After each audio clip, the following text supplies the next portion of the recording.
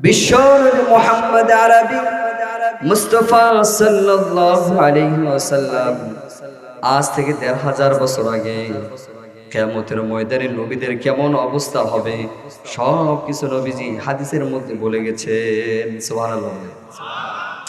আল্লাহর নবী বিশ্বনবী বলছেন, সহিহ আল বুখারীর বর্ণনা ৪৭১২ নম্বর হাদিস, সাইয়্যিদুল মুহাদ্দিসিন আবু হুরায়রা রাদিয়াল্লাহু তাআলা আনহু থেকে হাদিস বর্ণিত। তিনি বলছেন, আন আবি হুরায়রা রাদিয়াল্লাহু তাআলা আনহু আন্না রাসূলুল্লাহি সাল্লাল্লাহু আলাইহি ওয়াসাল্লাম উতিয়া বিলাহমিন ফারুফিআ ইলাইহি যিরা।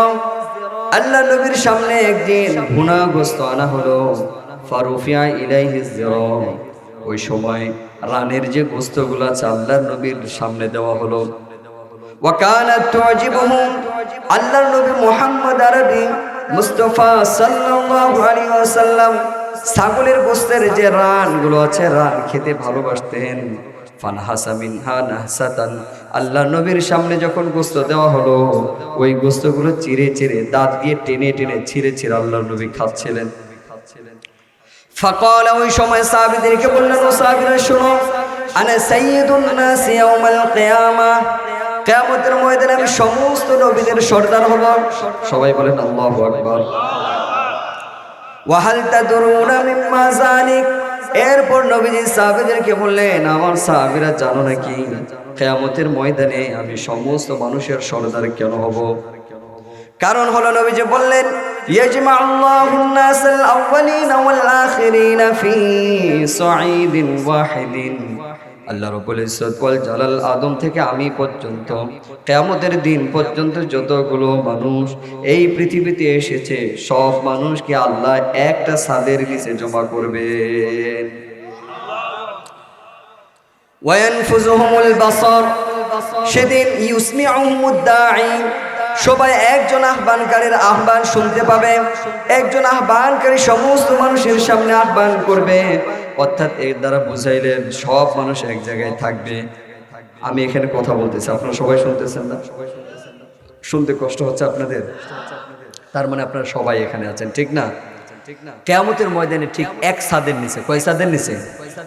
পৃথিবীর সমস্ত মানুষ এক জায়গার মধ্যে চলে আসবে। সুবহানাল্লাহ। নবীজি বলছেন, ইউসমি আহমদ দাঈ, একজন আহ্বানকারীর আহ্বান সবাই শুনতে পাবে। ওয়ায়ানফুযুহুমুল বাসার, সবাই একযোগে একদিকে তাকায় থাকবে। সুবহানাল্লাহ বলেন। ওয়া তাদুরুশ শামসু, নবী করিম সাল্লাল্লাহু আলাইহি ওয়াসাল্লাম বললেন, ওইদিন সূর্যটা মানুষের খুব কাছে চলে আসবে, একেবারে কাছে চলে আসবে। সূর্যটা কত উপরে আছে জানেন? অনেক উপরে আছে, অনেক উপরে আছে। কিন্তু কিয়ামত যেদিন হবে ওই দিন সূর্যটা মানুষের খুব কাছাকাছি চলে আসবে। ওয়া মিন সাইয়্যাতি আ'মালিনা মান ইয়াহদিহিল্লাহু ফালা মুদিল্লা লাহু ওয়া মান ইউদ্লিলহু ফালা হাদিয়া লাহু। ওয়া নাশহাদু আন লা إله إلا الله وحده لا شريك له ونشهد أن سيدنا وسندنا وحبيبنا ومولانا محمدا عبده ورسوله. أما بعد فأعوذ بالله من الشيطان الرجيم. بسم الله الرحمن الرحيم. كل من عليها فان ويبقى وجه ربك ذو الجلال والإكرام. صدق الله العلي العظيم وصدق رسوله النبي الكريم ونحن على ذلك لمن الشاهدين والشاكرين والذاكرين والحمد لله رب العالمين.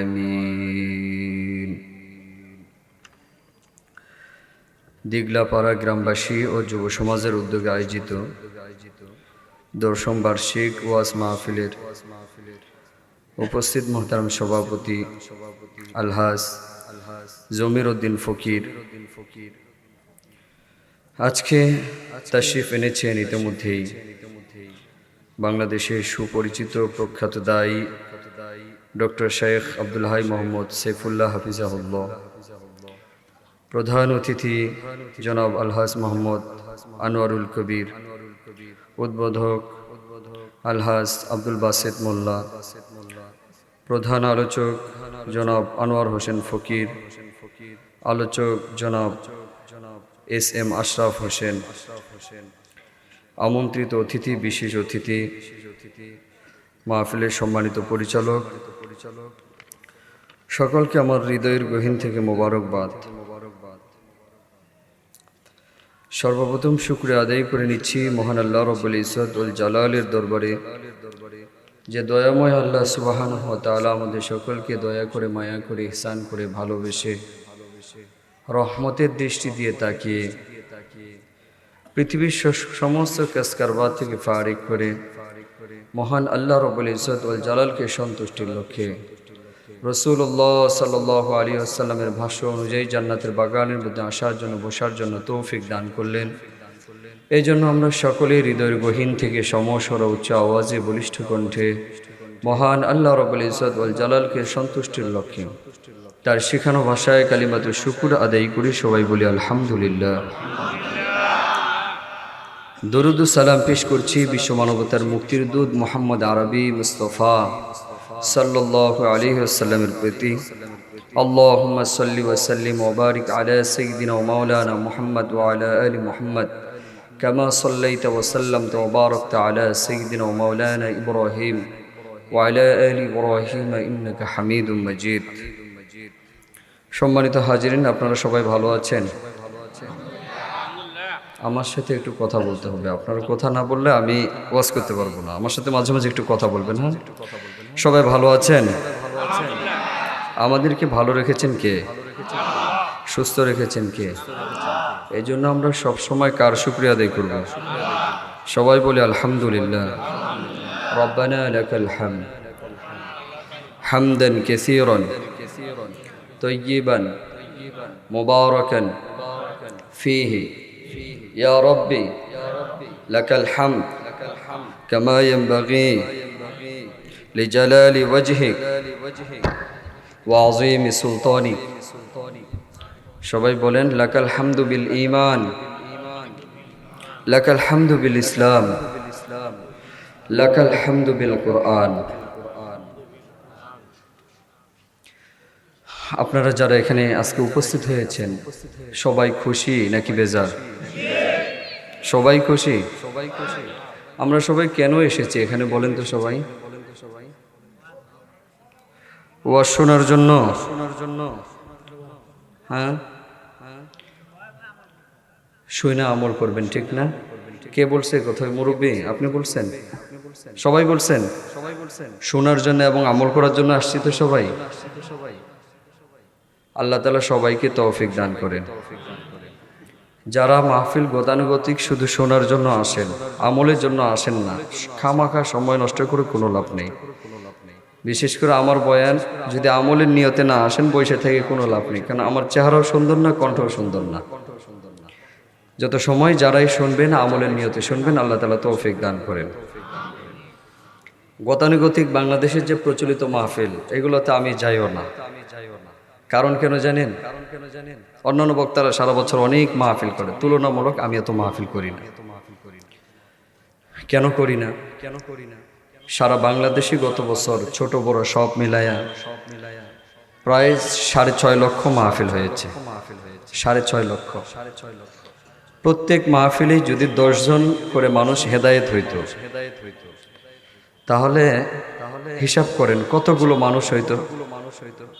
প্রায় 25-30 লক্ষ মানুষ, হ্যাঁ এরকমই তো 25-30 লক্ষ মানুষ একসাথে শুধুমাত্র আমাদের মাহফিলকে কেন্দ্র করে, মসজিদের বয়ান না, এই মাহফিলের মধ্যে হেদায়েত হইতো। তার মানে বোঝা গেল এই যে মাহফিল হচ্ছে গতানুগতিক, এগুলোতে মানুষ খুব একটা বেশি হেদায়েত হয় না। কথা বলেন, আমার সাথে মনে হয় আপনারা একমত না। কারণ কেন জানেন মানুষ হেদায়েত হয় না কেন? দুইটা কারণে হেদায়েত হয় না। আপনারাও আমলের নিয়তে আসেন না, আপনাদের মাকসাদ থাকে, এক একজনের এক এক ধরনের মাকসাদ। কেউ আসে বক্তার চেহারা দেখার জন্য, কেউ আসে কণ্ঠ শোনার জন্য, কেউ আসে নাচ গাছ করে কিনা, গান বাজনা করে কিনা, হাসি কৌতুক করে কিনা, এইগুলো দেখার জন্য আসে, মজা পাই কিনা, ঠিক না? এই ধরনের এই নিয়তে অনেক মানুষ আসে। আর যারা কথা বলে ওনাদেরও একই উদ্দেশ্য, একই সিস্টেম। সবাই মানুষ হেদায়েত হোক, দ্বীনের পথে আসুক, এই মাকসাদে অনেকেই বয়ান করে না। ওনাদের মধ্যে অনেকগুলো ক্যাটাগরি আছে, এক একজনের এক এক ধরনের নিয়ত। এই দুই কারণে বক্তা এবং শ্রোতা উভয় দিক থেকে খালেস নিয়ত না থাকার কারণে গতানুগতিক মাহফিল হচ্ছে, কিন্তু ইমানদারের সংখ্যা দিন দিন কমতেছে। কথা বলেন ঠিক না ঠিক? আপনারাও কি ওই নিয়ত এখনো আছে দিলের মধ্যে? বলেন সবাই জোরে বলেন। যা বলবো সব আমলের নিয়তে শুনবেন তো ইনশাল্লাহ? আল্লাহ তাআলা তৌফিক দান করেন, সবাই বলেন আল্লাহুম্মা আমিন। তাহলে শুরুর দিকে আমরা কথা বলি, আপনারা আমার সাথে সাথে একটু কথা বলবেন, দেখবো যে আপনাদের পাওয়ার কেমন। কারণ যে পরিমাণ ওনারা খরচ করছে, হায় হায়, যে বিশাল প্যান্ডেল করছে, একেবারে সেই ওই মাথা থেকে গেট দিয়েছে, যত টাকা খরচ করছে, আমার মনে হয় এই টাকা যদি গানবাদ্যের জন্য খরচ করতো, বিকাল বেলায় পুরো মাঠ ভরে যেত। কথা বলেন ঠিক না ঠিক? কিন্তু দরকার নাই, মাহফিলের মধ্যে অনেক মানুষ আসার দরকার আছে। ভুরি ভুরি মানুষ আসলো, পুরো মাঠ ভরে গেলো, একটা মানুষ হেদায়েত হইল না, লাভ আছে ওই মাহফিলের? কিন্তু মানুষ আসছে 10টায় হেদায়েত হয়েছে। এই মাহফিল সফল নাকি 1 লক্ষ মানুষ হয়েছে ওই মাহফিল সফল?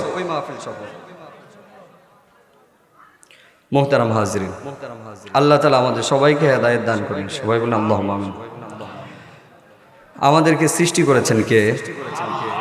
কেন সৃষ্টি করেছেন? এত সহজ একটা কোশ্চেন করলাম, সবার তো একসাথে উত্তর দেওয়ার কথা। আল্লাহ তাআলা আমাদেরকে কেন সৃষ্টি করেছেন? সবাই বলতেছে না, জোরে বলি, আল্লাহ তাআলা আমাদেরকে কেন সৃষ্টি করেছেন? তার ইবাদত করার জন্য। একটাই উদ্দেশ্য, আল্লাহ তাআলা মানুষ সৃষ্টি করার উদ্দেশ্য একটাই, মানুষ কি করবে? আল্লাহ তাআলার গোলামি করবে, দাসত্ব করবে। আল্লাহ যে মানুষকে সৃষ্টি করেছে তার ইবাদতের জন্য। মানুষ দুনিয়াতে আসলে ইবাদত করতে গেলে অনেক জিনিসের দরকার আছে। ইবাদত করতে গেলে মাটি লাগবে, জমিনের দরকার, আকাশের দরকার, ঠিক না? গাছপালা, বৃক্ষ, তরুলতা, অনেক কিছু দরকার। সবগুলো কে সৃষ্টি করেছে বলেন তো?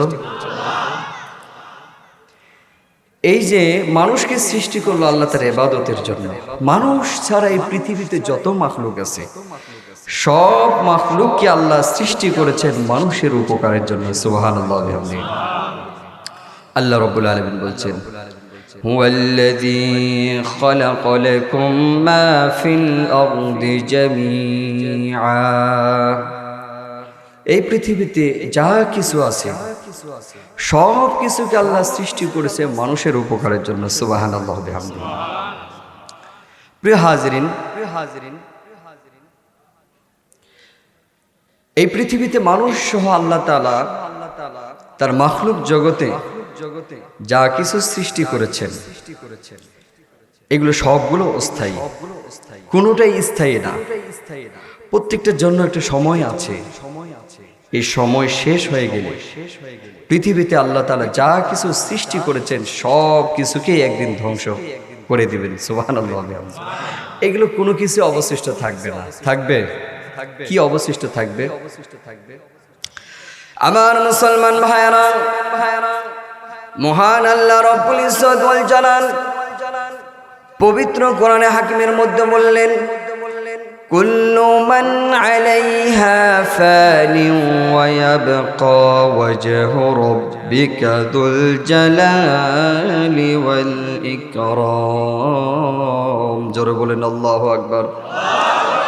আল্লাহ বলছে দুনিয়ার মানুষ শোনো, এই পৃথিবীতে যত মাখলুক আছে সব মাখলুক ধ্বংস হয়ে যাবে। আল্লাহ ছাড়া যা কিছু আছে সব কিছু ধ্বংস হয়ে যাবে, শুধুমাত্র একজন বাকি থাকবে। চিৎকার করে বলেন না তিনি কে? আমরা আল্লাহকে প্রশ্ন করি, আল্লাহ আপনি যে এত সুন্দর করে এই দুনিয়া বানাইলেন, সব কিছুকে ধ্বংস করে দিবেন, এগুলো কবে ধ্বংস করবেন? আমার মুসলমান ভাইরা, আমরা সবাই মিলে যদি আল্লাহকে বলি, আল্লাহ এত সুন্দর করে পৃথিবীটা সাজাইলেন, এই পৃথিবীকে আপনি কবে ধ্বংস করে দিবেন? আল্লাহ এর জবাবে বলে, দুনিয়ার মানুষ শোনো, শুধু এই বিষয়টা না, এটা সহ আরো 4টা জিনিস আছে, মোট 5টা জিনিসের জ্ঞান আছে। আমি আল্লাহ ছাড়া এই 5 জিনিসের জ্ঞান দুনিয়ার কোনো মানুষ জানে না। আল্লাহকে বললাম, আল্লাহ ওই 5 জিনিস কি যেটা শুধুমাত্র আপনি নিজের কাছে রেখে দিয়েছেন, দুনিয়ার কাউকে জানতে দেননি? আল্লাহ বলছে শোনো, সূরাত লোকমানের 33 নম্বর আয়াতের মধ্যে 34 নম্বর আয়াতের মধ্যে আল্লাহ বলছেন, ইন্নাল্লাহা ইনদাহু ইলমুস সাআ ওয়া ইউনাজ্জিলুল গায়সা ওয়া ইয়া'লামু মা ফিল আরহাম ওয়া মা তাদরি নাফসুম মাযা তাকসিবু গাদা ওয়া মা তাদরি নাফসুম বিআইয়ি আরদিন তামুত। আল্লাহ বলছে দুনিয়ার মানুষ শোনো, কিয়ামত কবে হবে এটা আমি আল্লাহ ছাড়া দুনিয়ার কোনো মানুষ জানে না। ওয়া ইউনাজ্জিলুল গায়স, বৃষ্টি কখন বর্ষিত হবে, কি পরিমাণ বৃষ্টি দুনিয়াতে হবে, ওটা আমি আল্লাহ ছাড়া দুনিয়ার কেউ জানে না। ওয়া ইয়ালামু মা ফিল আরহাম, নারীদের গর্ভের মধ্যে যখন তারা প্রেগনেন্ট থাকে, বাচ্চা হওয়ার কাছাকাছি যখন তারা প্রেগনেন্ট থাকে, ওই সময় নারীর গর্ভে সন্তানটা এটা ছেলে নাকি মেয়ে আল্লাহ ছাড়া কেউ জানে না। বর্তমান পরীক্ষা নিরীক্ষার মাধ্যমে যে রিপোর্ট বের হয়, এটা সন্তান যখন পেটের মধ্যে আসে, সন্তান যখন মানব আকৃতি ধারণ করে, ওই সময় পরীক্ষা করলে বোঝা যায়। কিন্তু সবেমাত্র বাপের পৃষ্ঠ থেকে মায়ের গর্ভের মধ্যে যখন বীর্য প্রবেশ করে, ওই সময় পৃথিবীর কোনো যন্ত্র পরীক্ষা করে বের করতে পারে না এটা ছেলে নাকি মেয়ে। এই জ্ঞানটা শুধুমাত্র আল্লাহর আছে, আল্লাহ ছাড়া কেউ জানে না। ওমা তাদরি নাফসুম মাযা তাকসিবু গাদা। আল্লাহ বললেন 4 নাম্বার হলো, মানুষ কি উপার্জন করবে, আগামীকাল কি উপার্জন করবে, এটা আমি ছাড়া কেউ জানে না। ওমা তাদরি নাফসুম বিআইয়ি আরদিন তামুত।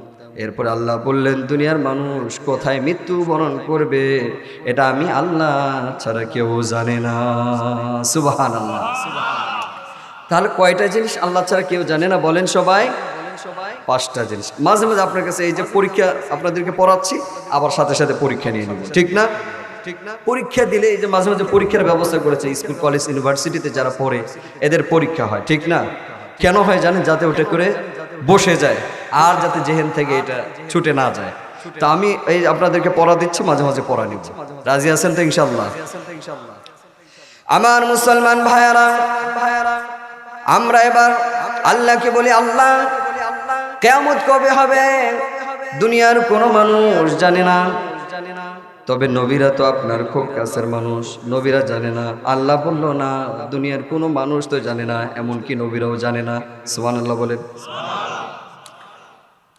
হাদিসে জিবরিলের মধ্যে একটি বর্ণনা এসেছে, জিবরিল আমিন একদিন আল্লাহর নবীজিকে প্রশ্ন করলেন, ও আল্লাহর নবী, ফাআখবিরনি আনিস সাআ, আমাকে বলে দেন কিয়ামত কবে হবে। নবীজি বললেন, জিবরিল শোনো, বাল মাসউলু আনহা বিআলামা মিনাস সাইল, জিজ্ঞাসিত ব্যক্তি থেকে জিজ্ঞাসকারী অধিক জানার কথা।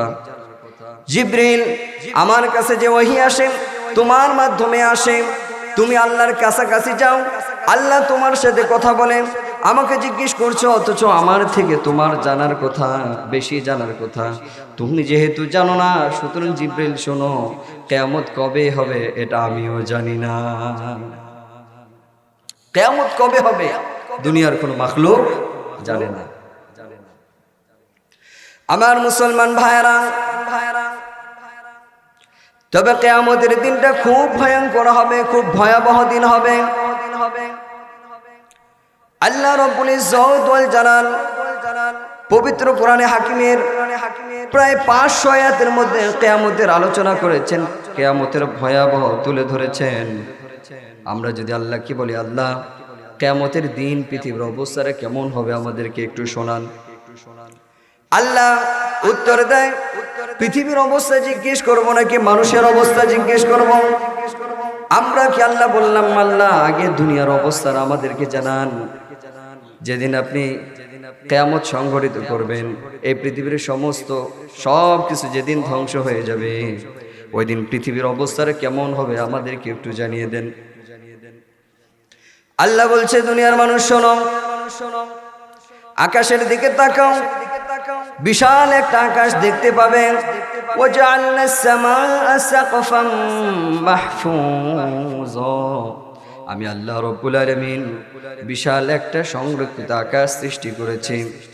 وَبَنَيْنَا فَوْقَكُمْ سَبْعًا شِدَادًا, আকাশ একটা সৃষ্টি করি নাই, উপরের দিকে তাকায়া দেখো, মজবুত শক্তিশালী আমি আল্লাহ রাব্বুল আলামিন তোমাদের জন্য 7টা আকাশ সৃষ্টি করেছি। সুবহানাল্লাহ বলবেন। আসমান কয়টা সৃষ্টি করেছে আল্লাহ?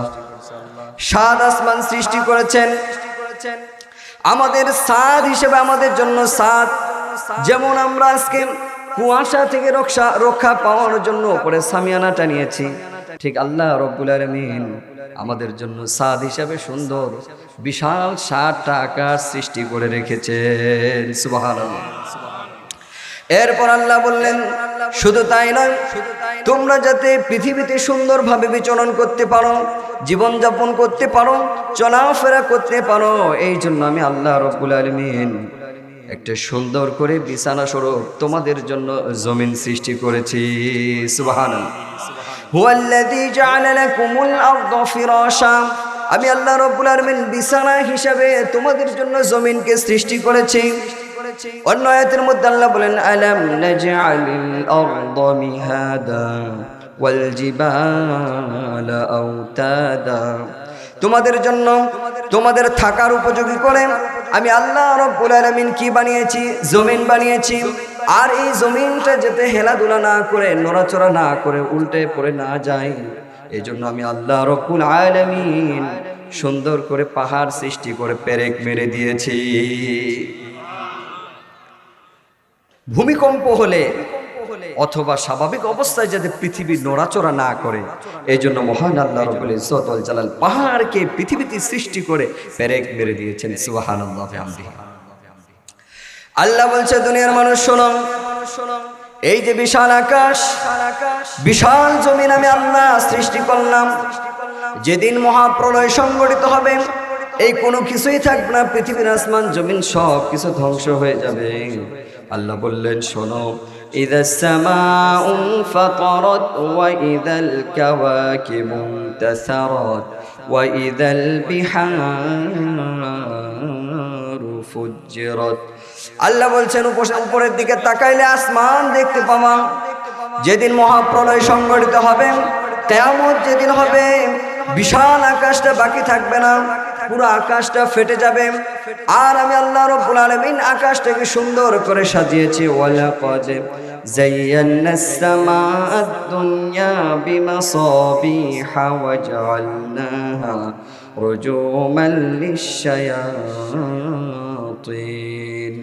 এই যে উপরের দিকে তাকাইলে বিশাল আকাশ দেখতে পাও, ওই আকাশটাকে আমি আল্লাহ রাব্বুল ইজ্জত ওয়াল জালাল সুন্দর সুন্দর তারকা দিয়ে সুন্দর করে লাইটিং করে রেখেছি।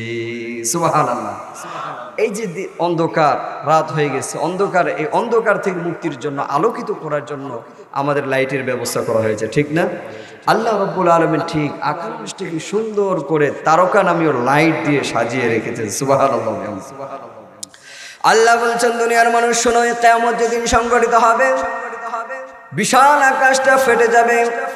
ওয়া ইদাল কাওয়াকিবু ইনতাসারাত, আর ওই আকাশের মধ্যে আমি আল্লাহ রাব্বুল আলামিন লাইটিং করে যে তারকাগুলো সৃষ্টি করেছি, সব তারকাগুলো একটা একটা করে জমিনে খসে পড়বে। ওয়া ইদাল বিহারু ফুজ্জিরাত, আমি যে আকাশ, আমি যে সমুদ্র, নদী নালা, কূপ খনন, এ সব কিছু সৃষ্টি করেছি, যেদিন কিয়ামত সংঘটিত হবে সবগুলো উদ্দোলিত হয়ে যাবে। নোনা পানি, মিষ্টি পানি, সব পানিগুলো একাকার হয়ে যাবে। আর এই যে পৃথিবীতে পেরেক মেরে দিলাম পাহাড় দিয়ে, ওয়াতাকুনুল জিবালু কালঈনিল মানফুশ, যেদিন কিয়ামত সংঘটিত হবে এই বিশাল বিশাল পাহাড়গুলো ধ্বনিত রঙিন তুলার ন্যায় হয়ে যাবে। বাতাস আসলে তুলা যেমন উড়তে থাকে, কিয়ামত যেদিন সংঘটিত হবে বড় বড় পাহাড়গুলো ভেঙে চুরমার হয়ে এরকম ভাবে উড়তে থাকবে। এবার আমরা আল্লাহকে বললাম, আল্লাহ কিয়ামত যেদিন সংঘটিত হবে পৃথিবীর অবস্থা খুব ভয়াবহ হবে, আকাশটা ভেঙে পড়বে, জমিনের কি অবস্থা হবে? আল্লাহ বলছেন, ইযা যুলজিলাতিল আরদু জিলজালাহা ওয়া আখরাজাতিল আরদু আসকালাহা, এই পৃথিবীতে বিশাল বড় বড় প্রকম্পন তৈরি হবে, ভূমিকম্প হবে, যার ফলে মাটির নিচে যত বোঝা আছে মাটির সব বোঝাগুলোকে বের করে দিবে। মাটির নিচে অসংখ্য অগণিত খনিজ সম্পদ আছে, কিয়ামত যেদিন হবে সব খনিজ সম্পদগুলো পৃথিবীতে বেরিয়ে আসবে এবং যত মানুষ মাটির নিচে আছে সব মাটিগুলো, সব মানুষকে মাটি বের করে দিবে। আবার মুসলমান ভাইয়েরা, আমরা এবার আল্লাহকে প্রশ্ন করলাম, আল্লাহ আকাশ ভেঙে যাবে, জমিন ফেটে যাবে, তারকাগুলো খসে যাবে, সারা পৃথিবীর সমুদ্র নদীর পানিগুলো একাকার হয়ে যাবে, সেদিন আল্লাহ মানুষের কি অবস্থা হবে, আমাদের কি অবস্থা হবে, আমাদেরকে একটু বলেন। আল্লাহ বলছেন, শোনো, ইয়াউমা ইয়াকুনুন নাসু কাল ফারাশিল মাবথুস, যেদিন কিয়ামত সংঘটিত হবে ওই দিন দুনিয়ার মানুষগুলোর অবস্থা হবে বিক্ষিপ্ত বিচ্ছিন্ন পোকামাকড়ের মতো। আবার মুসলমান ভাইরা, কোন জায়গার মধ্যে খাবার পড়ে থাকলে চতুর্দিক থেকে পোকামাকড় এখানে এসে জড়ো হয়ে জমা হয়, কিন্তু যখন আওয়াজ শুনতে পায়, মানুষের আওয়াজ শুনে অথবা ভয়ঙ্কর কোনো কিছু দেখতে পায়, এই পোকামাকড়গুলো আপন জায়গায় থাকে না, পাগলের মতো ছোটাছুটি শুরু করে দেয়। কথা বলেন ঠিক নেবে ঠিক? কিয়ামত যেদিন হবে ঠিক মানুষের অবস্থা এরকম হবে। সূরাতুল হজ্জের মধ্যে আল্লাহ আরো বিস্তারিত বিবরণ তুলে ধরলেন। আল্লাহ বলছেন, ও দুনিয়ার মানুষ শোনো, কিয়ামত যেদিন হবে ওই দিন তোমাদের অবস্থাটা কেমন হবে। আল্লাহ বলছেন, ইয়া আইয়ুহান নাসু তাকু রাব্বাকুম ইন্না যালজালাতাস সাআতি শাইউন আযীম, দুনিয়ার মানুষ তোমরা আল্লাহকে ভয় করো। ইন্না যালজালাতাস সাআতি শাইউন আযীম, যেদিন কিয়ামত হবে ব্যাপারটা খুব স্বাভাবিক থাকবে না, অস্বাভাবিক একটা ব্যাপার হবে, খুব ভয়ঙ্কর মুহূর্ত হবে। কি ভয়ঙ্কর মুহূর্ত হবে? আল্লাহ বলছেন, ইয়াউমা তাযহালু কুল্লু মুরদিআতিন আম্মা আরদাআত ওয়া তাদউ কুল্লু যাতি হামলিন হামলাহা ওয়া তারান নাসা সুকারা ওয়া মা হুম বিসুকারা ওয়ালাকিন্না আযাবাল্লাহি শাদীদ। আল্লাহ বলছেন, ওই দিনের অবস্থাটা শুনো। তাযহালু কুল্লু মুরদিআতিন আম্মা আরদাআত, নারীরা তাদের বাচ্চাকে দুধ পান করায়, বাচ্চাকে দুধ পান করার জন্য ব্যতিব্যস্ত থাকে। মাত্র 1-2 ঘন্টা দুধ পান করাতে না পারলে মহিলারা অস্থির হয়ে যায়, বাচ্চার প্রতি খুবই কেয়ারফুল থাকে। বাচ্চা হওয়ার পরে একজন নারীর সবচেয়ে টেনশন থাকে তার বাচ্চাকে নিয়ে। আল্লাহ বলছেন, ওই দিনের অবস্থাটা শোনো। ইয়াউমা তাযহালু কুল্লু মুরদিআতিন আম্মা আরদাআত, যে সকল নারী বাচ্চাকে দুধ পান করায়, স্তন্যদানকারী নারীরা তার বাচ্চাকে দুধ পান করাতে ভুলে যাবে, বাচ্চাকে দুধ পান করানোর সময় তার হাতে থাকবে না। ওয়া তাদউ কুল্লু যাতি হামলিন হামলাহা, আর যে সকল নারীর পেটের মধ্যে বাচ্চা আছে, যারা প্রেগনেন্ট, প্রসবা সম্পন্ন, এই সকল নারীরা কিয়ামতের যখন বিকট আওয়াজ শুনবে, যখন বুঝতে পারবে কিয়ামত হয়ে যাচ্ছে, ওই সময় এই নারীদের গর্ভপাত হয়ে যাবে, তারা বুঝতে পারবে না। কত ভয়ঙ্কর মুহূর্ত হবে সেই দিনটা, চিন্তা করুন। এরপর আল্লাহ বলছেন, শোনো, শুধু তাই নয়, ওয়াতারান নাস সুকারা ওয়া মা হুম বিসুকারা, ওদিন মানুষদেরকে দেখবে পাগলের মতো, মাতালের মতো, নেশাখোরদের মতো দেখবে। ওয়া মা হুম বিসুকারা, বস্তুত এরা কেউ পাগল নয়, কেউ মাতাল নয়। ওয়ালাকিন্না আযাবাল্লাহি শাদীদ, আল্লাহর আযাব খুবই ভয়ঙ্কর, খুবই কঠিন, খুবই কঠিন। এই সব কিছু চিন্তা করে মানুষকে তোমরা দেখতে পাগলের মতো দেখবে, তাহলে চিন্তা করুন মুহতারাম হাজরিন, যে কিয়ামত সংঘটিত হবে, ওই দিনটা কত ভয়ঙ্কর হবে এবং কত ভয়াবহ একটা দিন হবে। আমার মুসলমান ভাইরা, কিয়ামত যেদিন হবে, বিকট আওয়াজ যখন মানুষ শুনতে পাবে, ভীত সন্ত্রস্ত হয়ে পড়বে। আমার মুসলমান ভাইরা, দুনিয়াতে আমরাও যখন বিপদে পড়ি, যখন ভয় পেয়ে যাই, ছোট বাচ্চারা দেখবেন হঠাৎ করে মেঘের আওয়াজ শুনে, বজ্রপাতের আওয়াজ শুনে, শোনার সাথে সাথে দৌড় মেরে বাবা মার কাছে চলে যায়। আবার বৃদ্ধ যখন হয়ে যায়, ওই সময়ও যখন মানুষ ভয় পায়, ভয় পেলে সন্তানদের কাছে যায়। কথা বলেন ঠিক না ঠিক? ছোট বাচ্চারা ভয় পায়, ভয় পাওয়ার সাথে সাথে দৌড় মারে কার কাছে যায়? আব্বা আম্মার কাছে যায়। আমার কথা কি আপনারা বুঝতেছেন? আগে বলছে আমার কিন্তু সুর নাই, যত সময় কথা বলে, আয়াত বলি অথবা হাদিস বলি, এর বাইরে আমি কিছুই জানি না, কিছুই পারি না। শুধু কোরআন হাদিস ছাড়া আমি বাইরের কোনো কথা কোথাও বলিনি, আলহামদুলিল্লাহ। মুহতারাম হাজরিন, আমরা যখন ভয় পাই, বাচ্চারা যখন ভয় পায়, তখন কার কাছে ছুটে যায় বলেন? সবাই বাবা মার কাছে যায়, ঠিক না? আবার যখন বৃদ্ধ হয়ে যায়, বিপদের মধ্যে পড়লে, এই বিপদের, এই কষ্টের কথাগুলো, বিপদের কথাগুলো কার সাথে শেয়ার করে? সন্তানদের কাছে, ঠিক না? আমরা এবার আল্লাহকে বললাম, আল্লাহ ফাইযা জাআতিস সাখা, কিয়ামত যেদিন হবে, ভয়াবহ মুহূর্ত যখন শুরু হয়ে যাবে, আমরা তো দুনিয়াতে থাকা অবস্থায় বিপদে পড়লে, ছোট থাকলে বাবা মার কাছে যাই, আর বৃদ্ধ হয়ে গেলে সন্তানদের কাছে যাই। কিন্তু কিয়ামত যেদিন সংঘটিত হবে, ওই দিন যদি আমরা আমাদের ছেলে মেয়েদের কাছে যাই অথবা আমাদের পিতামাতার কাছে যাই, তাহলে কি তারা কোনো আমাদের উপকারে আসবে কিনা? আমাদের কোনো উপকার করতে পারবে কিনা? পারবে? আল্লাহ বলছে, দুনিয়ার মানুষ শোনো, সূরাতুল লুকমানের 33 নম্বর আয়াতের মধ্যে আল্লাহ বলছেন, ইয়া আইয়ুহান নাসুত্তাকু রাব্বাকুম ওয়াখশাউ ইয়াওমান লা ইয়াজজি ওয়ালিদুন আন ওয়ালাদি ওয়ালা মাউলুদুন হুয়া জাজিন আন ওয়ালিদিহি শাইআ। সবার মনোযোগ আছে নাকি মন এখনো অন্যদিকে ছোটাছুটি করতেছে? আছে এখানে সবার মনোযোগ? আমরা সব সময় কাকে ভয় করব? খাওয়ার সময়, ঘুমের সময়, স্ত্রীকে গালি দেওয়ার সময়,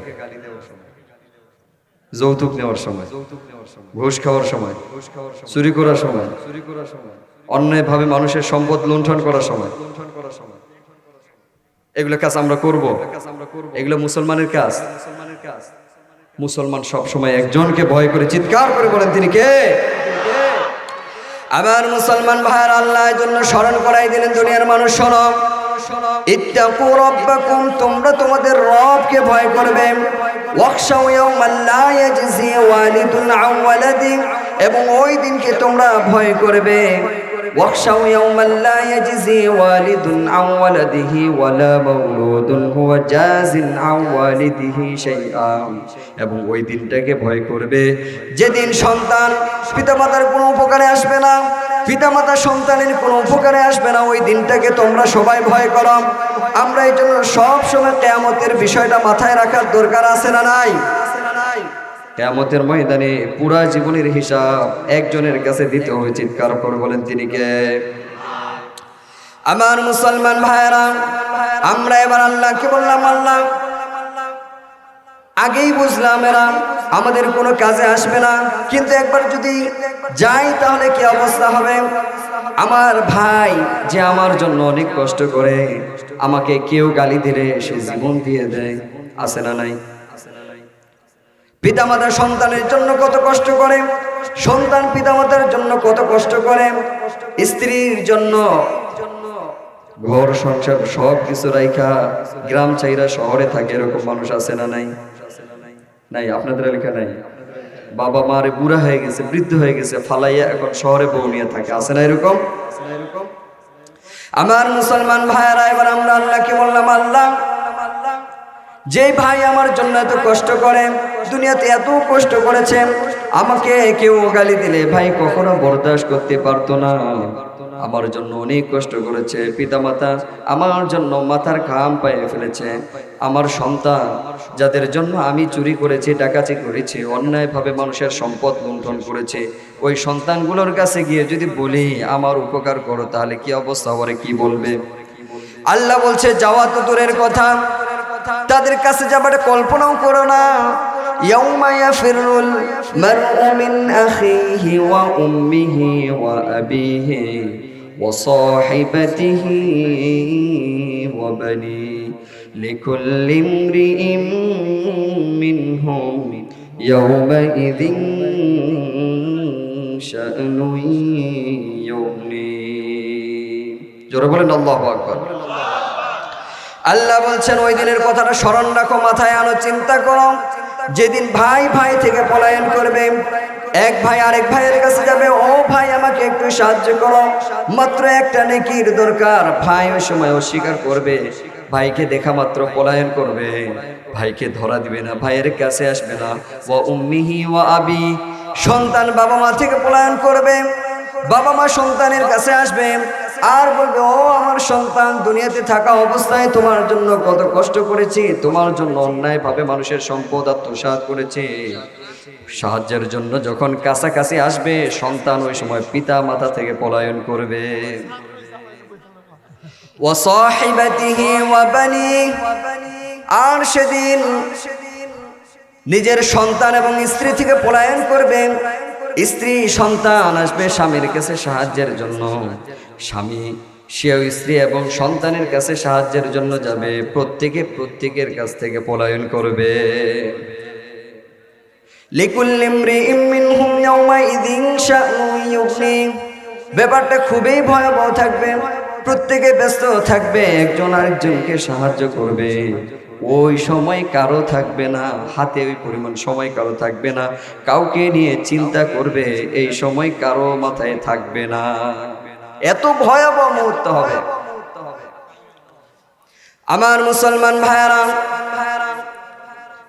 ভয়াবহতার বিবরণ নবী করিম সাল্লাল্লাহু আলাইহি ওয়াসাল্লাম হাদিসের মধ্যে দিয়েছেন।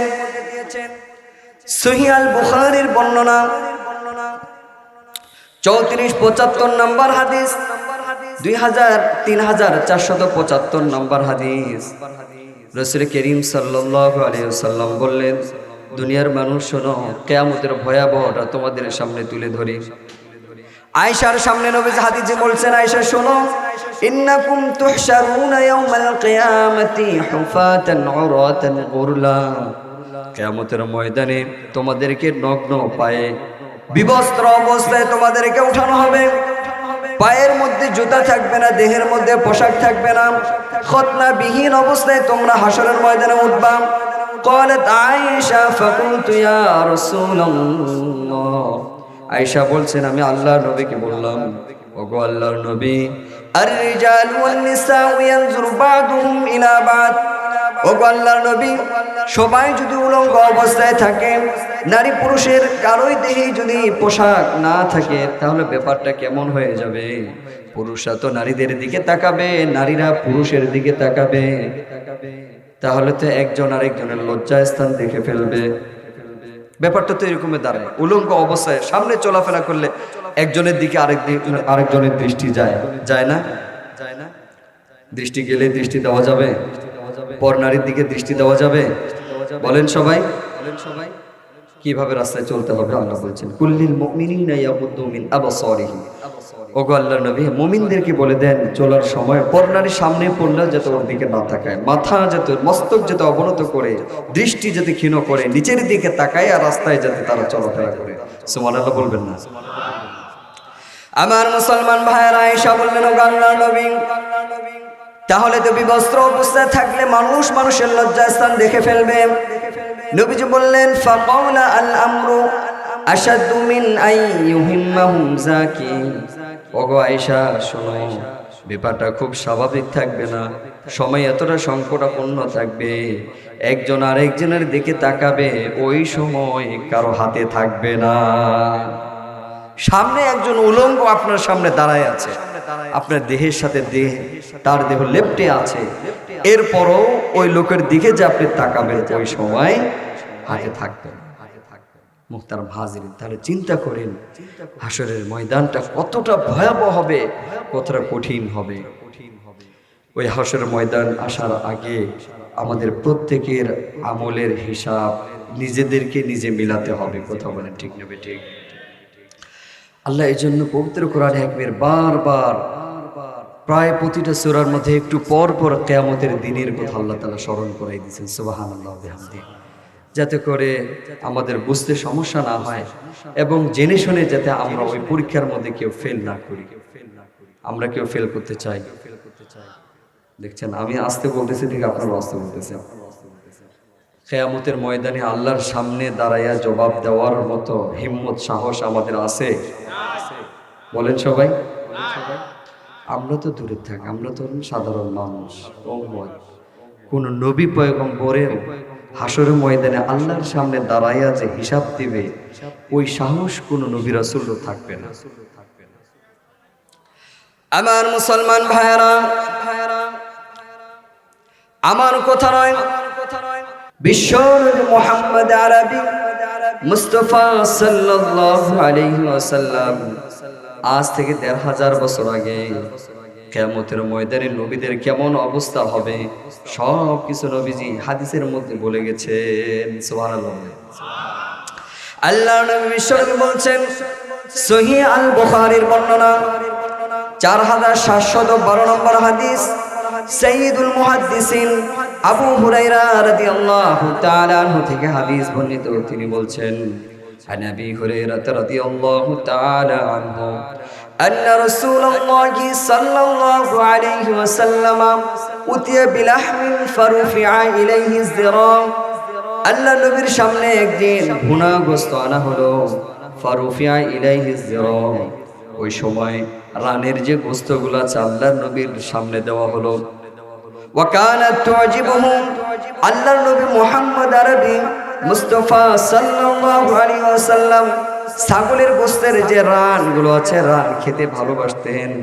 ফানহাসা মিনহা নাহসাতান, আল্লাহ নবীর সামনে যখন গোশত দেওয়া হলো, ওই গোশতগুলো চিরে চিরে দাঁত দিয়ে টেনে টেনে ছিঁড়ে ছিঁড়ে আল্লাহ নবী খাচ্ছিলেন। ফাকালা, ওই সময় সাহাবীদেরকে বললেন, ও সাহাবীরা শোনো, আনা সাইয়্যিদুন নাস ইয়াউমাল কিয়ামাহ, কিয়ামতের ময়দানে আমি সমস্ত নবীদের সর্দার হব। সবাই বলেন আল্লাহু আকবার। ওয়া হাল তাদরুনা মিম্মা যালিক, এরপর নবীজি সাহাবীদেরকে বললেন, আমার সাহাবীরা জানো নাকি কিয়ামতের ময়দানে আমি সমস্ত মানুষের সর্দার কেন হব? কারণ হলো নবীজি বললেন, ইয়াজমাউল্লাহুন নাসাল আউয়ালিনা ওয়াল আখিরিনা ফি সাঈদিন ওয়াহিদিন। আল্লাহ রাব্বুল ইজ্জত ওয়াল জালাল আদম থেকে আমি পর্যন্ত কিয়ামতের দিন পর্যন্ত যতগুলো মানুষ এই পৃথিবীতে এসেছে, সব মানুষকে আল্লাহ একটা ছাদের নিচে জমা করবেন। ওয়ায়ানফুযুহুমুল বাসার, সেদিন ইউসমিউহুমুদ দাঈ, সবাই একজন আহ্বানকারীর আহ্বান শুনতে পাবে। একজন আহ্বানকারী সমস্ত মানুষের সামনে আহ্বান করবে, অর্থাৎ এর দ্বারা বুঝাইলেন সব মানুষ এক জায়গায় থাকবে। আমি এখানে কথা বলতেছি, আপনারা সবাই শুনতেছেন না? শুনতে কষ্ট হচ্ছে আপনাদের? তার মানে আপনারা সবাই এখানে আছেন, ঠিক না? কিয়ামতের ময়দানে ঠিক এক ছাদের নিচে, কয় ছাদের নিচে? পৃথিবীর সমস্ত মানুষ এক জায়গার মধ্যে চলে আসবে। সুবহানাল্লাহ। নবীজি বলছেন ইউসমি আহমদ দাঈ, একজন আহ্বানকারীর আহ্বান সবাই শুনতে পাবে। ওয়ায়ানফুজুহুল বাসার, সবাই একযোগে একদিকে তাকায় থাকবে। সুবহানাল্লাহ বলেন। ওয়াতাদুলু শামসু, নবী করিম সাল্লাল্লাহু আলাইহি ওয়াসাল্লাম বললেন ওইদিন সূর্যটা মানুষের খুব কাছে চলে আসবে, একেবারে কাছে চলে আসবে। সূর্যটা কত উপরে আছে জানেন? অনেক উপরে আছে, অনেক উপরে আছে। কিন্তু কিয়ামত যেদিন হবে ওই দিন সূর্যটা মানুষের খুব কাছাকাছি চলে আসবে। আমার মুসলমান ভাইয়ারা, সূর্যটা কত কাছে আসবে আল্লাহ নবী হাদিসের মধ্যে বলেছেন, সুনানে তিরমিজির বর্ণনা 2421 নম্বর হাদিস, হযরত মিকদাদ থেকে হাদিস বর্ণিত। তিনি বলছেন ওয়ানিল মিকদাদ রাদিয়াল্লাহু তাআলা আনহু قال تدنى الشمس يوم القيامة من الخلق حتى تكون منهم كمقدار ميل। সূর্যটা কিয়ামতের দিন মানুষের মাথার 1 মাইল দূরে চলে আসবে। কয় মাইল দূরে? দেখছেন অনেকের মনোযোগ হারিয়ে গেছে। সূর্যটা কত উপরে আসবে বলেন?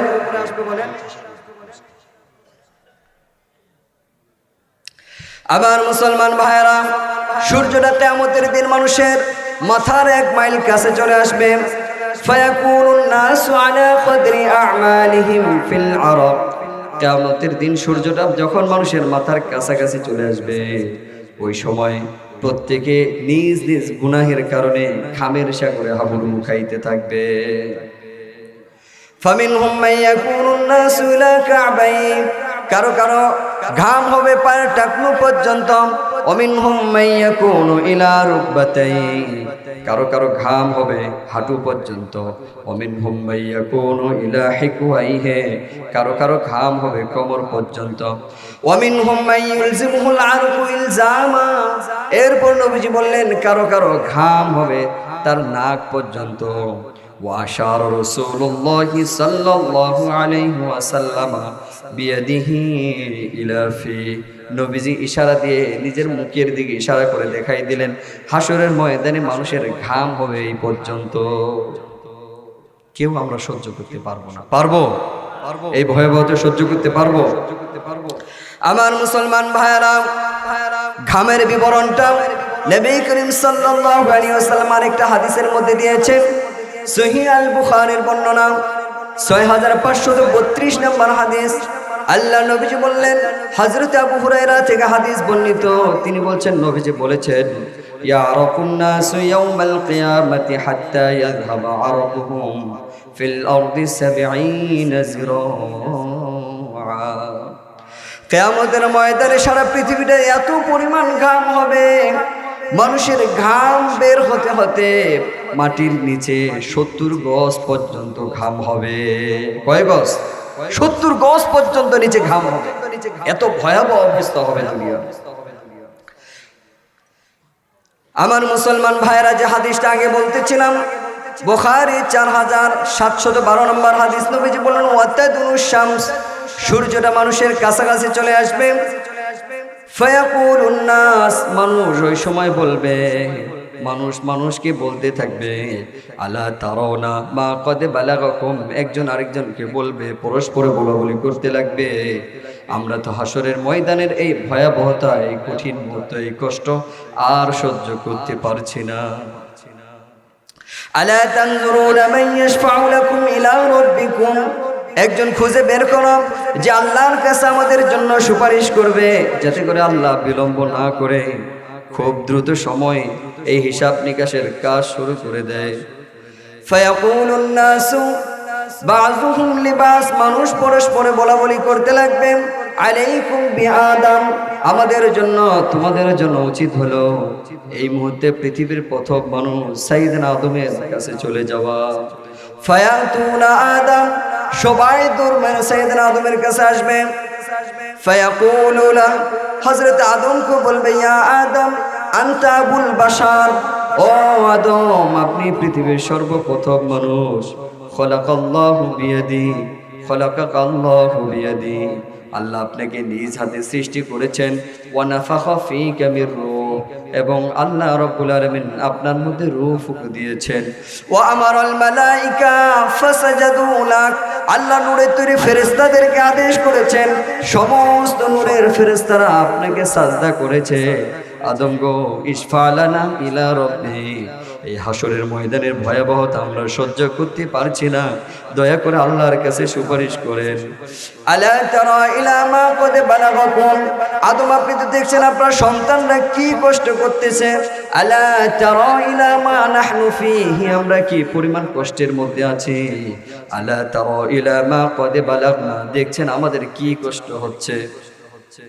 ফায়াকুল, হযরত আদম বলবে, ও আমার সন্তানেরা শোনো, ইন্না রাব্বী ক্বাদ গাদিবাল ইয়াওমা গাদবান লাম ইয়াগদাব ক্বাবলাহু মিসলাহু ওয়া লা ইয়াগদাব বা'দাহু মিসলাহু। আমার সন্তানেরা শোনো, বড় আশা নিয়ে তোমরা আমার কাছে এসেছো, কিন্তু আল্লাহ আজকে এত পরিমাণ রাগ করেছে, পৃথিবী সৃষ্টির পর থেকে এত পরিমাণ রাগ কখনো করে নাই, এবং ভবিষ্যতে এত রাগ কখনো করবেন না। ওয়াইন্নাহু ক্বাদ নাহানি আনিশ শাজারা, আল্লাহ আমাকে সৃষ্টি করার পর আমাকে বলেছিলেন, ইয়া আদম উসকুন আনতা ওয়া যাওজুকাল জান্নাতা ওয়া কুলা মিনহা রাগাদান হাইসু শি'তুমা ওয়া লা তাকরাবা হাযিহিশ শাজারাতা ফাতাকুনা মিনাল যালিমিন। আমাকে সৃষ্টি করার পর আমাকে একটা বৃক্ষের ফল ভক্ষণ করতে নিষেধ করেছে, কিন্তু আমার কাছ থেকে বিষয়টা অন্যরকম হয়ে গেছে। আমি আল্লাহর সাথে কৃত ওয়াদা রক্ষা করতে পারি নাই। ফাআসাইতুহু, আল্লাহ আমাকে বলেছেন ওই গাছের ফল ভক্ষণ করতে নিষেধ করেছিলেন, কিন্তু ভক্ষণ করেছিলাম, যার কারণে নাফসি নাফসি নাফসি, আজকে আমি বড় চিন্তিত, আমি পেরেশানিতে আছি। আজকে আমি আমাকে চিনি, আমাকে জানি, আমি সারা কাউকে জানি না, কাউকে চিনি না। কারো ব্যাপারে যে সামান্য সময় চিন্তা করব, ওই সময় আমি আদমের হাতে নাই। ইযহাবু ইলা গায়রি, আমার সন্তানেরা আমি ছাড়া অন্য কারো কাছে যাও। ইযহাবু ইলা নূহ, তবে তোমাদেরকে একটা ঠিকানা লিখে দেই, যদি ওই ঠিকানা পর্যন্ত যেতে পারো তাহলে হয়তো কাজ হতে পারে। তোমরা আমার কাছে না থেকে পয়গম্বর নূহ আলাইহিস সালামের কাছে চলে যাও। এই কথা বলার সাথে সাথে হাসরের ময়দানে সমস্ত মানুষ ফায়াতুনা নূহা, সাইয়েদনা নূহ আলাইহিস সালামের কাছে চলে আসবে। ফায়াকুল, নূহ আলাইহিস সালামকে বলবে, ইয়া নূহ আনতা আউয়ালুর রাসূলি ইলা আহলিল আরদি ওয়া ক্বাদ সাম্মাকাল্লাহু আবদান শাকুরা। ও নূহ, আপনি এই পৃথিবীতে সর্বপ্রথম রাসূল। আল্লাহ রাব্বুল আলামিন আপনাকে কৃতজ্ঞ পরায়ণ বান্দা হিসেবে আখ্যা দিয়েছেন, ঘোষণা করেছেন। ইশফা লানা ইলা রাব্বিক, দয়া করে আল্লাহর কাছে আপনি একটু সুপারিশ করেন, দয়া করে আল্লাহ যাতে খুব দ্রুত হিসাব নিকাশের কাজ শুরু করে দেয়। হযরত নূহ আলাইহিস সালাম বলবে, বড় আশা নিয়ে আমার কাছে এসেছো, কিন্তু কাজ হবে না। ইন্না রাব্বী ক্বাদ গাদিবাল ইয়াওমা গাদবান লাম ইয়াগদাব ক্বাবলাহু মিসলাহু ওয়া লা ইয়াগদাব বা'দাহু মিসলাহু। শোনো, আজকে আল্লাহ এত পরিমাণ রাগ করেছে, এই রাগ তো পূর্বে কখনো করে নাই, ভবিষ্যতে করবে না। আল্লাহর সামনে কথা বলার মতো সাহস আমার নাই, কারণ হলো ওয়া ইন্নাহু ক্বাদ কানাত লি দাওয়াতুন দাআউতুহা আলা কওমি, আল্লাহ একবার আমাকে স্পেশাল দোয়ার সুযোগ দিয়েছিলেন। আল্লাহ বলেছিলেন নূহ যে দোয়া করবে ওই দোয়া আমি কবুল করে নিব, কিন্তু ওই সময় আমি আমার উম্মতের বিপক্ষে, আমার কওমের বিরুদ্ধে আল্লাহর কাছে বদদোয়া করেছিলাম। আল্লাহ ঘটনাটা পবিত্র কোরআনে হাকিমের মধ্যে সূরাত নূহের মধ্যে উল্লেখ করেছেন। নূহ আলাইহিস সালাম তার কওমকে দাওয়াত দিয়েছে। আল্লাহ বলছেন, রব্বি ইন্নী দাআউতু কওমি লাইলান ওয়া নাহারা ফালাম ইয়াজিদহুম দুআই ইল্লা ফিরারা وإني كلما دعوتهم لتغفر لهم جعلوا أصابعهم في آذانهم واستغشوا ثيابهم وأسروا واستكبروا استكبارا ثم إني دعوت قومي ليلا ونهارا সুম্মা ইন্নী আ'লানতু লাহুম ওয়া আসরারতু লাহুম ইসরারা। আল্লাহ বলছেন মানুষকে দাওয়াত দেওয়ার জন্য যত সিস্টেম আছে নূহ নবী তা অবলম্বন করেছিলেন। তার কওমকে তিনি রাত্রে দাওয়াত দিয়েছেন, দিনে দাওয়াত দিয়েছেন, প্রকাশ্যে দাওয়াত দিয়েছেন, গোপনে দাওয়াত দিয়েছেন, সবভাবে তার উম্মতকে দাওয়াত দিয়েছেন। কিন্তু তার উম্মতকে যত দাওয়াত দিয়েছে নাফরমান উম্মত তত বেশি দিন থেকে দূরে সরে গিয়েছে। নূহ আলাইহিস সালাম যখন তাদেরকে দাওয়াত দিত ওই সময় তারা হাতের আঙ্গুলগুলো কানের মধ্যে ঢুকাই দিত যাতে নূহ নবীর আওয়াজ তাদেরকে শুনতে না হয়। তারা কাপড় দিয়ে চেহারাগুলো পেঁচায় রাখতো যাতে করে পয়গম্বর নূহ তাদেরকে দেখে চিনতে না পারে। এইভাবে 950 বছর পর্যন্ত দাওয়াত দিলেন, মাত্র 40 জন মুসলমান হইল। পরিশেষে বাধ্য হয়ে নূহ আলাইহিস সালাম আল্লাহ তাআলার কাছে দোয়া করলেন, ওয়াকালা নূহুর রাব্বি লা তাযার আলাল আরদি মিনাল কাফিরিনা দাইয়ারা ইন্নাকা ইন তাযারহুম ইউদিল্লু ইবাদাকা ওয়া লা ইয়ালিদু ইল্লা ফাজিরান কাফারা। আল্লাহ বলছেন এই কাফেরদের আন্ডা বাচ্চা একটাকেও আপনি জীবিত রাখবেন না। যদি এদেরকে জীবিত রাখেন 950 বছরের দাওয়াত দিয়ে যে সকল মানুষকে মুসলমান বানিয়েছে এদেরকে এরা গুমরাহ করে ফেলবে, অথবা সারা পৃথিবীটাকে আপনার পবিত্র পৃথিবীকে জমিনকে এরা কাফের নাফরমান জন্ম দিয়ে পৃথিবীটাকে ভরে ফেলবে।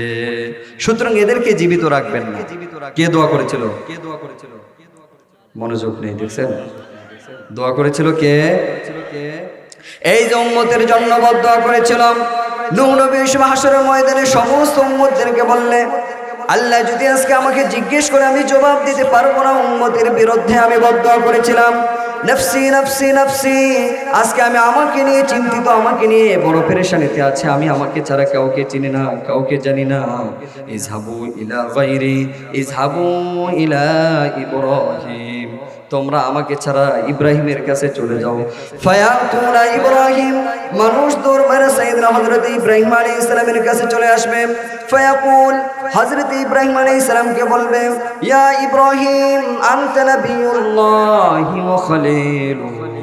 ওগো ইব্রাহিম, আপনি আল্লাহর নবী, আপনার প্রিয় বান্দা। ইশফা লানা ইলা রাব্বি, আপনি দয়া করে মায়া করে আল্লাহর কাছে একটু সুপারিশ করেন, আল্লাহ যাতে খুব দ্রুত হিসাব নিকাশের কাজ শুরু করে দেয়। ফায়াকুলু লাহু, সাইয়েদনা ইব্রাহিম জবাব দিবে, ইন্না রাব্বি ক্বাদ গাদিবাল ইয়াওমা গাদবান লাম ইয়াগদাব ক্বাবলাহু মিসলাহু ওয়া লা ইয়াগদাব বা'দাহু মিসলাহু। আমার সন্তানেরা শোনো, বড় আশা নিয়ে আমার কাছে এসেছো, কিন্তু আল্লাহ আজকে অনেক রাগ করেছে। আল্লাহর সামনে কথা বলার মতো সাহস নাই আমার। কারণ হলো ওয়া ইন্নী ক্বাদ কুলতু ওয়া ইন্নী, আমি কুলতু সালাসা কাযিবাত, আমি আমার জীবদ্দশায় 3টা মিথ্যা কথা বলেছিলাম। নফসি নফসি নফসি, ওই 3 মিথ্যা কথা বলার কারণে, যদিও এগুলা বাহ্যিক দৃষ্টিতে মিথ্যা ছিল না, কারণ নবীরা কখনো মিথ্যা কথা বলতে, কিন্তু ইব্রাহিমের কাছে মনে হতো এগুলা মিথ্যা ছিল। ইব্রাহিম বলছেন, ওই ভয় আমার দিলের মধ্যে কাজ করতেছে, সুতরাং আমি তোমাদের নিয়ে যে ফিকির করব, চিন্তা করব, ওই সময় আমার হাতে নাই। 3টা মিথ্যা ছিল। সাইয়েদনা ইব্রাহিম আলাইহিস সালামের কওম মূর্তি পূজা করত। তারা তাদের উৎসবের দিন পয়গম্বর ইব্রাহিম আলাইহিস সালামকে দাওয়াত দিল, ইব্রাহিম চলো আমরা সবাই ঈদগাহে যাই, উৎসবে যাই, উৎসব পালন করতে যাই। ইব্রাহিম আলাইহিস সালাম তাদেরকে জবাব দিল, ফাকালা ইন্নী সাকিম, আমি অসুস্থ, যেতে পারবো না। এই 1 নম্বর কথা ছিল। তারা যখন চলে গেল, ইব্রাহিম আলাইহিস সালাম সমস্ত মূর্তিগুলোকে ভেঙে দিল, শুধুমাত্র একটা বড় মূর্তিকে এটাকে আস্ত রাখলো, এটাকে ভাঙে নাই। কওমের লোকগুলো যখন আসলো, যখন ইব্রাহিমকে জিজ্ঞেস করলো এগুলো কে ভেঙেছে, ইব্রাহিম আলাইহিস সালাম বলেছিল, ক্বালা বাল ফাআলা কাবীরুহুম হাযা, এদের যে বড়টা যেটা এখন অক্ষত আছে, এই অক্ষত মূর্তিটা বাকিগুলো ভেঙে ফেলেছে। 2 নম্বর ছিল। 3 নম্বর, হযরত ইব্রাহিম আলাইহিস সালাম ওনার স্ত্রীকে নিয়ে এক জায়গায় যাচ্ছিল। জালেম বাদশা, ক্যারেক্টারলেস বাদশা হযরত ইব্রাহিম আলাইহিস সালামের স্ত্রীর দিকে নজর দিল, কিন্তু ওই বাদশার নিয়ম ছিল যদি স্বামী স্ত্রী হয় তাহলে নজর দেয়, কিন্তু যদি 2 জন পুরুষ নারী যদি আপন ভাই বোন হয় তাহলে তাদের দিকে সেই কুদৃষ্টি দেয় না। ইব্রাহিম আলাইহিস সালামকে জিজ্ঞেস করলো, তোমার সাথে থাকা এই মেয়েটা, এই মহিলাটা কে? ইব্রাহিম আলাইহিস সালাম জবাব দিল, এটা আমার বোন। এই 3টা কথা ছিল। এই 3 কথার কারণে ইব্রাহিম আলাইহিস সালাম বড় ভয়ে থাকবেন, চিন্তিত থাকবেন। ইব্রাহিম বলবে, আল্লাহর সামনে আমি কথা বলতে পারবো না, কারণ আল্লাহ যদি আমাকে জিজ্ঞেস করে আমি জবাব দিতে পারবো না। ইযহাবু ইলা গায়রি, ইযহাবু ইলা মুসা, যাও মুসার কাছে চলে যাও। মুসা আল্লাহর সাথে অনেক কথা বলেছে, তোমরা যদি মুসার কাছে যাও, মুসা আল্লাহরে বললে আল্লাহ শুনতে পারবে।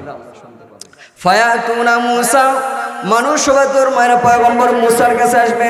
ফায়াকুল, হযরত মুসা আলাইহিস সালামকে বলবে, ইয়া মুসা আনতা রাসূলুল্লাহ ফাদ্দালাকাল্লাহু বিরিসালাতিহি ওয়া বিকালামিহি আলান নাস।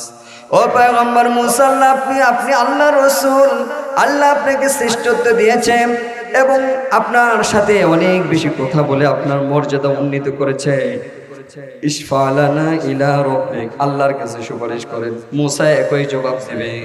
মুসা আলাইহিস সালাম বলবে, আমার দুনিয়াতে একটা অপরাধ ছিল, ওয়া ইন্নী ক্বাদ কাতালতু নাফসান লাম উমার বিকাতলিহা, আমি যখন ফিরআউনের বাড়িতে লালন পালিত হচ্ছিলাম, একদিন শহরের মধ্যে আমি প্রবেশ করলাম, করার পর দেখলাম শহরের মানুষগুলো ঘুমিয়ে গেছে। ওই সময় মুসা আলাইহিস সালাম বনি ইসরাইলের একটা লোক আর কিপ্তির একটা লোক, ফিরআউনের গোত্রের একটা লোক, 2 লোক মারামারি করতেছে, ঝগড়া করতেছে। হযরত মুসা এই ঝগড়াকে থামানোর জন্য গেল, কিন্তু ওই কিপ্তি লোকটা হযরত মুসা আলাইহিস সালামের সাথে বেয়াদবি করলো। যখন বেয়াদবি করলো, পয়গম্বর মুসা ফাওয়াকাযাহু মুসা ফাকাদা আলাইহি। সূরাতুল কসসের মধ্যে আল্লাহ বললেন, যখন ওই লোকটা মুসার সাথে বেয়াদবি করলো, মুসা শুধুমাত্র একটা ঘুষি মারছে, ঘুষি মারার সাথে সাথে ওই লোক জায়গার মধ্যে ডেড। সুবহানাল্লাহ বলবেন না? আমার বন্ধুরা, মুসা পয়গম্বর বলছেন, লাম উমার বিকাতলিহা, আল্লাহ এই লোকটাকে হত্যা করার জন্য আমাকে বলেন নাই। ওই সময় যখন লোকটা মারা গেল, পয়গম্বর মুসা বুঝতে পারলেন এই কাজটা করা তার ঠিক হয়নি। তিনি বললেন, রব্বি ইন্নী যালামতু নাফসি ফাগফিরলি, ও আল্লাহ, নফসের উপর জুলুম করে ফেলেছি, দয়া করে মাফ করে দেন। ফাগফারাল্লাহ, সাথে সাথে আল্লাহ পয়গম্বর মুসাকে মাফ করে দিলেন। আমরা গুনাহ করলে একজন ক্ষমা করে দেন, তিনি কে? আমার মুসলমান ভাইরা, পয়গম্বর মুসা বলছেন, আল্লাহ যদি আজকে আমাকে জিজ্ঞেস করে ওই লোককে কেন হত্যা করেছে, আমি জবাব দিতে পারবো না। ইযহাবু ইলা ঈসা, তোমরা যাও ঈসা পয়গম্বরের কাছে যাও। মানুষ দৌড় মেরা ফায়াতুনা ঈসা, পয়গম্বর ঈসা আলাইহিস সালামের কাছে চলে আসবে। ফায়াকুল, ঈসা আলাইহিস সালাম কে বলবে, ইয়া ঈসা আনতা রাসূলুল্লাহ, ও ঈসা আপনি আল্লাহর রাসূল। আলকাহা ইলা মারইয়াম ওয়া রূহুম মিনহু ওয়া কাল্লামতান নাস ফিল মাহদি সাবিয়্যা। ঈসা আল্লাহ আপনাকে অনেক মায়া করে, অনেক মহব্বত করে মারিয়ামের কাছে আপনাকে বাপ ছাড়া পাঠিয়েছেন। আপনি যখন আপনার মায়ের কোলে ছিলেন, ওই সময় আপনি দুনিয়ার মানুষের সাথে কথা বলেছেন, মর্যাদা আল্লাহ আপনাকে দিয়েছে, অন্য কাউকে দেয়নি। মায়ের কোলে থাকা অবস্থায় শৈশবেই আপনি কথা বলেছেন, ইশফা লানা ইলা রাব্বিক, দয়া করে মায়া করে আল্লাহর কাছে একটু সুপারিশ করেন, আল্লাহ যাতে বিচার কার্য শুরু করে দেয়। ঈসা আলাইহিস সালাম একই জবাব দিবেন। আমার মুসলমান ভাইরা, ওই সময় পয়গম্বর ঈসা বলবে, আমার কাছে এসে কাজ হবে না, ইযহাবু ইলা গায়রি, অন্যের কাছে যাও। তবে একটা শেষ ঠিকানা তোমাদেরকে বলে দেই, এত সময় অনেক ঘোরাফেরা করেছো, কোনো কাজ হয় নাই, তবে আসল ঠিকানাটা আমি তোমাদেরকে বলে দেই। ওই ঠিকানায় গিয়ে যদি তোমাদের দরখাস্ত দিতে পারো, দরখাস্ত কবুল হয়ে যাবে। আল্লাহু আকবার বলেন। আমার মুসলমান ভাইরা, পয়গম্বর ঈসা বলেন, ইযহাবু ইলা মুহাম্মদ, সুবহানাল্লাহ বলেন, যাও মুসা হযরত মুহাম্মদ রাসূলুল্লাহ সাল্লাল্লাহু আলাইহি ওয়াসাল্লামের কাছে যাও। ফায়াতুনা মুহাম্মদ, সবাই দৌড় মেরা নবী আরবি মুহাম্মদ মুস্তাফা সাল্লাল্লাহু আলাইহি ওয়াসাল্লামের কাছে আসবে। ফায়াকুলুন মুহাম্মদ নবীকে তারা বলবেন, ইয়া মুহাম্মদ আনতা রাসূলুল্লাহ, ওগো আল্লাহর নবী আপনি আল্লাহর রাসূল, ওয়া খাতামুল আম্বিয়া আপনি শেষ নবী। وقد غفر الله لك ما تقدم من ذنبك وما تأخر। ওগো আল্লাহর নবী দুনিয়াতে থাকা অবস্থায় আল্লাহ রাব্বুল ইজ্জত ওয়াল জালাল আপনার সামনের পিছনের যত গুনাহ আছে সব গুনাহ আল্লাহ maaf করে দিয়েছে। আপনি নিষ্পাপ নবী, ইশফালানা ইলা রাব্বি। ওগো আল্লাহর নবী এই হাসরের ময়দানে ভয়াবহতা আমরা সহ্য করতে পারছি না। আলা তারা ইলা মা নাহনু ফিহি, নবী গো আপনি তো দেখছেন সচক্ষে আমরা কি কষ্ট করতেছি, দয়া করে মায়া করে ইশফালানা ইলা রাব্বিক, আপনার রবের কাছে একটু সুপারিশ করেন, তিনি যাতে খুব দ্রুত হিসাব নিকাশের কাজ শুরু করে দেয়। নবী এবার বলছে মানুষেরা যখন আমার কাছে আসবে, আসার পর ফাআনতালিকু ফাআতি তাহতাল আরশি, তাদের একথা শোনার পর আমি বিশ্বনবী আরশের কাছে চলে আসব। ফাআকউ সাজিদান লিরাব্বি, সাথে সাথে আমি সাজদায় পড়ে যাব। সুম্মা ইয়াফতাহুল্লাহু আলাইয়া মিন মাহামিদিহি ওয়া হুসনিস সানাই আলাইহি লাম ইয়াফতাহু আলা আহাদিন ক্বাবলি। নবীজি বললেন আমি সাজদার মধ্যে পড়ে যাব, যাওয়ার পরে এমন সুন্দর সুন্দর প্রশংসার গুণাবলীর ধনভাণ্ডার দরজা আমার সামনে খুলে দেওয়া হবে। ওই শব্দমালা দিয়ে ওই কথাগুলো দিয়ে আমি আল্লাহর প্রশংসা করতে থাকবো। এত সুন্দর সুন্দর শব্দে, এত সুন্দর কথায়, সুন্দর ভাষায় আল্লাহর প্রশংসা করব। পৃথিবী সৃষ্টির পর থেকে ওই দিন পর্যন্ত এত সুন্দর ভাষায় কেউ আল্লাহর প্রশংসা করে না। আবার মুসলমান ভাইয়েরা, নবীজি যখন সাজদায় পড়ে কাঁদতে থাকবে আর আল্লাহর প্রশংসা করতে থাকবে, ফায়ুকাল, ওই সময় ফেরেশতারা এসে বলবে, ইয়া মুহাম্মদ ইরফা রাসাক, ওগো আল্লাহর নবী মুহাম্মদ দয়া করে মায়া করে আপনি মাথাটা আর জমিনে রাখবেন না, দয়া করে মায়া করে আপনার মাথাটা উঠান। আল্লাহর আরশ কাঁপা শুরু করছে, আমরা সহ্য করতে পারছি না। নবীজি বলছেন ফাআরফাউ রাসি, তাদের এই কথা শোনার পর আমি মাথাটা উঠাবো। ফাআকুলু, ওই সময় বলতে থাকবো। এ পর্যন্ত আমরা কি বুঝলাম? সমস্ত নবীদের জবানে একটা আওয়াজ থাকবে। বলেন তো ওই আওয়াজটা কি? নফসি নফসি নফসি। সমস্ত নবীদের জবানে এই শব্দ থাকবে। অর্থ হলো আমাকে চিনি, আমাকে জানি, আমার ব্যাপারে আমার কাছে টেনশন আছে, চিন্তা আছে, আমি সারা কারোর ব্যাপারে কারো ব্যাপারে চিন্তা ফিকির করার সময় আমার হাতে নাই। প্রত্যেক নবীর এই অবস্থা। কিন্তু আল্লাহর নবী মুহাম্মদ বলছেন ফাআরফাউ রাসি ফাআকুলু, আমি এই কথা বলতে বলতে মাথা উঠাবো। উম্মতি ইয়া রাব্বি উম্মতি ইয়া রাব্বি উম্মতি, ওগো আল্লাহ আমার উম্মতের কি অবস্থা, উম্মত কোথায়? সুবহানাল্লাহ, জোরে বলেন। সমস্ত নবীদের জবানে থাকবে নাফসি নাফসি, কিন্তু মুহাম্মদ আরবি মুস্তাফার জবানে থাকবে উম্মতি উম্মতি উম্মতি। আমার মুসলমান ভাইরা, ফায়ুকালু, এরপর ফেরেশতারা বলবে, আল্লাহর নবীকে বলবে, ইয়া মুহাম্মদ, ওগো আল্লাহর নবী, আদখিল মিন উম্মতিকা মান লা হিসাব আলাইহিম মিন বাবিল আইমানি মিন আবওয়াবিল জান্নাহ। ওগো আল্লাহর নবী, আপনার উম্মতের মধ্যে থেকে যাদের এক শ্রেণীর মানুষ আছে যাদের কোনো হিসাব নিকাশ হবে না, আপনি দয়া করে এদেরকে জান্নাতের ডান দিক থেকে জান্নাতে ঢোকায় দেন। আবার মুসলমান ভাইরা, হাসরের ময়দানে ডান দিক থেকে কে কে জান্নাতে যেতে চান? তো হাত উঠায় দেখান। আল্লাহ সবাইরে কবুল করেন, সবাই আল্লাহুম্মা আমিন। আবার মুসলমান ভাইরা বুঝলেন, এই পর্যন্ত লম্বা হাদিস বললাম, কি বুঝলেন? হাসরের ময়দান যেদিন কায়েম হবে, যেদিন কিয়ামত হবে, বিষয়টা ওই দিন স্বাভাবিক থাকবে না অস্বাভাবিক থাকবে? ওদিন কি দুনিয়ার কোনো মানুষ কারো ব্যাপারে চিন্তা ফিকির করার সময় পাবে নাকি? আমার মুসলমান ভাইরা, এত ভয়াবহ মুহূর্ত হবে, সারা পৃথিবীর সমস্ত মানুষ এক জায়গায় চলে আসবে, পুরো হাসরের ময়দানে কোনো ছায়া থাকবে না। আল্লাহ নবীজি বললেন, এমন ভয়াবহ মুহূর্তেও আল্লাহ রাব্বুল আলামিন আমার উম্মতের 7 শ্রেণীর মানুষকে আরশের নিচে ছায়া দান করবেন। কয় শ্রেণীর মানুষকে বলেন সবাই?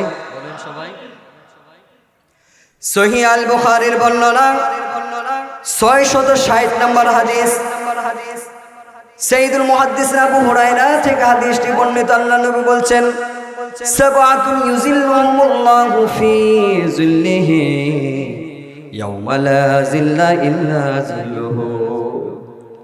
আল্লাহ নবী বললেন, কিয়ামতের ময়দানে 7 শ্রেণীর মানুষকে আল্লাহ আরশের নিচে ছায়া দান করবেন। ওই দিন আরশের ছায়া ছাড়া আর কোনো ছায়া থাকবে না। নবীজি বললেন, 1 নম্বর হলো আল ইমামুল আদিল। 1 নম্বর কি? সৎ ন্যায়পরায়ণ শাসক। 1 নম্বর কি? কথা বলেন, 1 নম্বর কি? সবাই বলেন, না রে, আপনাদের মনোযোগ মনে গেছে গা? প্রধান বক্তা আসছে নাকি? এত আগে আপনাদের মনোযোগ অন্যদিকে চলে গেল। 1 নম্বর কি বলেন? সবার কাছ থেকে আমি মাঝে মাঝে ওই যে দাঁড়ায় শুনবো, আপনি বলেন, এইভাবে জিজ্ঞেস করবেন। 1 নম্বর কি বলেন? ন্যায়পরায়ণ শাসক। কারণ হলো, এই যে ওয়াজে আসছেন, সময় যদি আপনাদের নষ্ট হয়, এই যে বৈশা আছেন, যদি ফায়দা না হয়, আল্লাহ যদি হাসরের ময়দানে আমার জিজ্ঞেস করে, তো তুমি তো ঠিকই গিয়ে ওয়াজ করছিলে, তোমার শ্রোতা যারা ছিল কারো মনোযোগ ছিল, এদের সময়টা নষ্ট করছে, জবাব দাও। আমি জবাব দিতে পারবো? বলেন সবাই। এই জন্য কয়েকটা মেসেজ আপনাদেরকে দিয়ে যাবো ইনশাল্লাহ, সবার মুখস্থ করে যেতে হবে। রাজি আছেন তো ইনশাল্লাহ? আল্লাহ নবী বললেন, 1 নম্বর হলো আল ইমামুল আদিল, ন্যায়পরায়ণ শাসক। ন্যায়পরায়ণ শাসককে নবী করিম সাল্লাল্লাহু আলাইহি ওয়াসাল্লাম হাদিসের মধ্যে ন্যায়পরায়ণ শাসকের পরিচয় তুলে ধরেছেন। আল্লাহ নবী বলেন, সহিহ আল বুখারী মুসলিমের বর্ণনা, নবী বললেন, মান ক্বালা বিহি সাদাকা। দুনিয়ার যে মানুষ কোরআন দিয়ে কথা বলে সে সত্য বলে, সুবহানাল্লাহ। ওয়া মান আমিলা বিহি উজরা। যে কোরআন অনুযায়ী আমল করে আল্লাহ তার প্রতিদান দিবে। ওয়া মান হাকামা বিহি আদালা। যে কোরআন দিয়ে শাসন কার্য পরিচালনা করবে সে কেবল ন্যায় ইনসাফ প্রতিষ্ঠা করতে পারবে। তাহলে এই 1 নম্বর ন্যায়পরায়ণ শাসক হলো যে কোরআন এবং সুন্নাহ দ্বারা শাসন কার্য পরিচালনা করে। আমার মুসলমান ভাইরা, ন্যায়পরায়ণ শাসকের 4টা গুণ হবে। কয়টা গুণ বলেন? গুণ হবে কয়টা? আল্লাহ বলছেন, আল্লাযীনা ইম্মাক্কান্নাহুম ফিল আরদি আকামুস সালাতা ওয়া আতাউস যাকাতা ওয়া আমারু বিল মারুফি ওয়া নাহাউ আনিল মুনকার। যাকে আল্লাহ শাসন ক্ষমতা দান করবে তার কাজ হবে 4টা। কয়টা? জোরে বলেন। না, মনোযোগ নেই। কয়টা কাজ হবে? ন্যায়পরায়ণ শাসকের কাজ হবে 4টা। 1 নম্বর হলো আকামুস সালাত, নামাজ কায়েম করে। 1 নম্বর কি? জোরে বলেন সবাই। 2 নম্বর হলো ওয়া আতাউস যাকাত, যাকাত আদায় করা। 2 নম্বর কি? অর্থাৎ শাসক যে, সে তো প্রধানমন্ত্রী, প্রাইম মিনিস্টার, সে কি করবে? রাষ্ট্রীয়ভাবে নামাজ কায়েম করবে, রাষ্ট্রীয়ভাবে যাকাত আদায় করে নেবে। ওয়া আমারু বিল মারুফ ওয়া নাহাউ আনিল মুনকার। সে সৎ কাজের আদেশ করবে, অসৎ কাজের নিষেধ করবে। তাহলে ইসলামী শাসকের গুণ হবে কয়টা? বলেন সবাই। ইমামে আদিল যে হবে, নবীজি যে বললেন 1 নম্বর হলো আল ইমামুল আদিল। তাহলে তার গুণ কয়টা থাকতে হবে? 4টা। 1 নম্বর, নিজে নামাজ পড়বে, নামাজ কায়েম করবে, যাকাত আদায় করবে, সৎ কাজের আদেশ করবে, অসৎ কাজের নিষেধ করবে। আবার মুসলমান ভাইরা, ন্যায় ইনসাফ কায়েম করার জন্য একজন আদেশ করেছেন, তিনি কে? জোরে বলেন। সূরাতুন নাহল আয়াত নম্বর 30 আল্লাহ বলছেন ইন্নাল্লাহা ইয়া'মুরু বিল আদলি ওয়াল ইহসান ওয়া ইতা'i যিল কুরবা ওয়া ইয়ানহা আনিল ফাহশাই ওয়াল মুনকার। আল্লাহ আদেশ করতেছেন ইয়া'মুরু বিল আদলি ওয়াল ইহসান, সদাচরণ এবং ন্যায় ইনসাফ কায়েম করার জন্য আল্লাহ রাব্বুল আলামিন আদেশ করেছেন। সুবহানাল্লাহ বিহামদিহি। ন্যায় ইনসাফের বিপরীত শব্দ একটা আছে, ওই শব্দটার নাম হলো জুলুম। কি বলেন? আদল এর বিপরীত শব্দের নাম হলো জুলুম। বিপরীত শব্দের নাম কি? জুলুম করা যাবে? আবার মুসলমান ভাইয়েরা, জুলুমকে যিনি হারাম ঘোষণা করেছেন তিনি কে? সহিহ আল বুখারীর বর্ণনা, আল্লাহ রাব্বুল ইজ্জত ওয়াল জালালের সংবিধানের মধ্যে হারাম বলতে কোনো কিছু নাই, নিজের জন্য আল্লাহর জন্য কোনো কিছু হারাম নাই। এরপর আল্লাহ বললেন ইয়া ইবাদি, ও আমার গোলামেরা কান খাড়া করে শোনো, হারামতু যুলমা আলা নাফসি, জুলুমকে আমি আল্লাহ নিজের জন্য হারাম করে নিয়েছি। ফালা তাযলামু, খবরদার সাবধান, কখনো একজন আরেকজনের বিরুদ্ধে একজন আরেকজনের উপর জুলুম করবা না। জুলুম করা যাবে? আমার মুসলমান ভাইরা, জুলুম মানুষ অনেক ভাবে করে। কোথার মাধ্যমে জুলুম করে? সম্পদ অন্যায় ভাবে আত্মসাতের মাধ্যমে জুলুম করে, আছে না নাই? এরকম জালেম মনে আপনাদের এলাকায় নাই? বোনের সম্পদ মেরে দেয়, আছে না নাই? কোরআন অনুযায়ী ভাই বোনদের সম্পদ ঠিক মতো বন্টন করে না, নাই? কিছু টাকা ধরাই দেয়, ভাই বোন বাবা মারা গেছে সম্পদ রেখে গেছে, বোনদের হক দেয় না, এরকম অসংখ্য গণিত জালেম এই এলাকায় আছে না নাই? আমার মুসলমান ভাইয়েরা, বিশ্বনবী মুহাম্মদ আরবি সাল্লাল্লাহু আলাইহি ওয়াসাল্লাম বললেন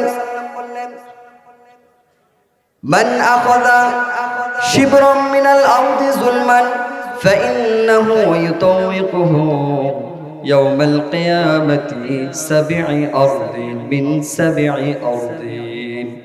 নবীজি বললেন, যারা অন্যায় ভাবে জুলুম করে, কারণ 1 বিঘত জমি আত্মসাৎ করল, সামান্য 1 বিঘত জমি যে অন্যায় ভাবে আত্মসাৎ করবে, নবীজি বললেন কিয়ামতের ময়দানে 7 তবক জমিনকে আল্লাহ বেরি বানায়া তার গোলার মধ্যে পড়াই দিবে।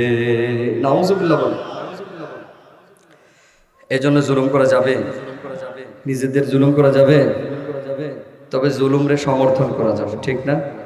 আপনার চোখের সামনে কেউ জুলুম করতেছে, আপনি দেখে থাকবেন না প্রতিহত করবেন? বলেন সবাই। আবার মুসলমান ভাইরা,